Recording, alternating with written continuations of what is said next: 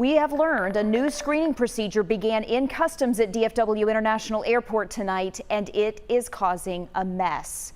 There are questionnaires for passengers, which the airport says, effective today, are mandated by the Department of Homeland Security and the CDC. They caused lines that lasted for hours, and the people stuck feel concerned. Big crowd, small space, exactly what we've been told is a bad idea right now.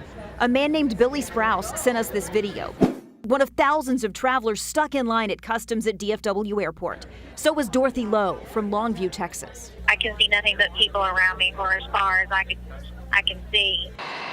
She had flown back from Mexico Saturday afternoon and talked with us by phone after waiting 3 hours, and still the front of the line was nowhere in sight.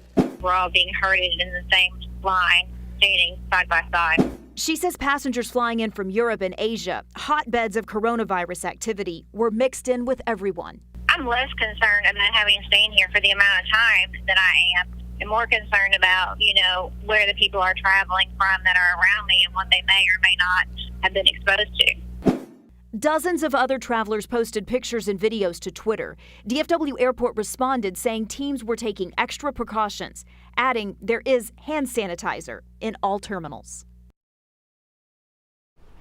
Now, in a tweet late tonight, DFW said it is one of 13 U.S. airports accepting flights from Europe and other impacted regions. That new questionnaire is part of an enhanced screening for passengers, and that does seem to be causing those big delays.